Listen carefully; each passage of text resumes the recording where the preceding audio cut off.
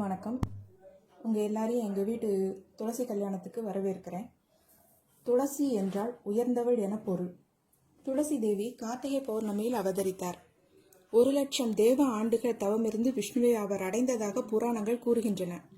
பொதுவாகவே பூலோகத்தின் ஒரு ஆண்டு என்பது தேவர்களுக்கு ஒரு நாள் என்று கூறுவார்கள். என்றால் அவரது தவத்தின் வலிமையை பார்த்து கொள்ளுங்கள்.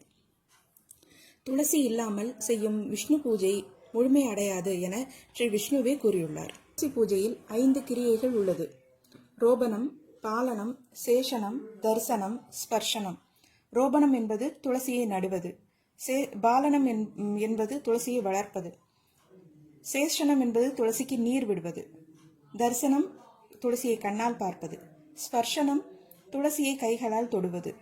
இந்த 5ம் செய்பவர்களிடம் பாபம் இருக்காது.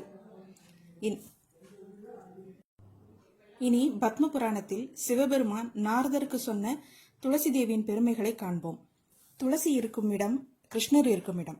துளசியும் கிருஷ்ணரும் ஒன்று. துளசி தீர்த்தத்தில் நீராடினால் கங்கா ஸ்நானம் செய்த பலன் உண்டு. மேலும் கோதானம் செய்த பலனும் உண்டு. துளசி கட்டையை கிருஷ்ணருக்கு சந்தனம் அரைத்து பூசுவது போல் பூசினால் அவர் ஈடு இணையில்லாத கிருஷ்ண பக்தராகி விடுகிறார். ஒரு துளசி செடியை நடுவதால் 1000 பவுண்ட் தானம் செய்த பலனை அடையலாம். எங்கு ஒரு துளசி செடி இருக்கிறதோ அங்கு 7 புண்ணிய நதிகளும் இருப்பதாக ஐதீகம். ஒரு முறை துளசிக்கு தண்ணீர் விடும்போது 7 நதிகளின் நீராடிய பலன் ஏற்படும்.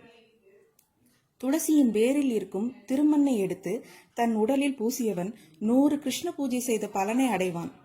ஒருவர் போகும் வழியில் துளசியை வணங்கிவிட்டு சென்றால் அவரது சகல தோஷங்களும் நீங்கிவிடும். எவனொருவன் பூஜை சமத்துகளோடு துளசி கட்டையை சேர்த்து வைக்கிறானோ அவன் ஹோமத்தில் இடும் ஒவ்வொரு தானியத்திற்கும் ஒரு அக்னிஹோத்திரத்தின் பலனை அடைவான். துளசி கட்டையால் கிருஷ்ணருக்கு காட்டப்படும் தூப ஆராதனை 100 அக்னிஹோத்திரம் செய்த பலனையும் 100 கோதானம் செய்த பலனையும் தரும். ஒரு சின்ன துளசி குச்சியில் கிருஷ்ணருக்கு ஏற்றப்படும் தீபம் 1,00,000 தீபம் ஏற்றிய பலனை தரும். அந்த பக்தனை போல் பிரீதியான பக்தன் கிருஷ்ணருக்கு வேறு யாருமே இல்லையாம். கிருஷ்ணருக்கு செய்யப்படும் நெய்வேத்திய உணவானது துளசி கட்டையை கலந்த அக்னியால் செய்யப்பட்டு இருந்தால் மேருமலை அளவு தானியங்களை தானம் செய்த பலனை தருமாம். எவன் ஒருவன் தனது அந்திம காலத்தில் விஷ்ணுவின் நாமத்தை சொல்கிறானோ அல்லது துளசி கட்டையை தொடுகிறானோ அவன் மோட்சம் அடைவான். ஸ்ரீ கிருஷ்ணரே அவன் கைப்பிடித்து அழைத்து செல்வாராம். எவன் ஒருவனுடைய உடல் துளசி கட்டையால் தகனம் செய்யப்படுகிறதோ அவன் உடலோடு அவன் செய்த பாவங்களும் எரிக்கப்படுகிறது. எவன் ஒருவன் துளசி தேவியின் மகிமையை அறிகிறானோ அவன் ஜென்ம ஜென்மாந்திர பாவங்களிலிருந்து விடுபடுகிறான். பிறவி முடிந்த பின் ஸ்ரீ ராதாகிருஷ்ணரை அடைகிறான். துளசியை ஆராதிப்பவன் ஸ்ரீ கிருஷ்ணரை ஆராதித்த பலனை அடைவான். சால கிராமத்திற்கும் துளசிக்கும் திருமணம் செய்வார்கள் அல்லது துளசி செடிக்கும் நெல்லி செடிக்கும் திருமணம் செய்வார்கள். நெல்லி செடி கிடைக்காத பட்சத்தில் துளசி மாடத்தின் அருகில் கிருஷ்ண படம் ஒன்றை வைத்து இருவருக்கும் திருமணம் செய்வார்கள். துளசிக்கு திருமணம் செய்து வைத்தால் கன்னிகாதானம் செய்த பலன் உண்டு. திருமண தடை நீங்கும். தம்பதியராக இதை செய்யும் போது மிக அதிக பலனை அடையலாம்.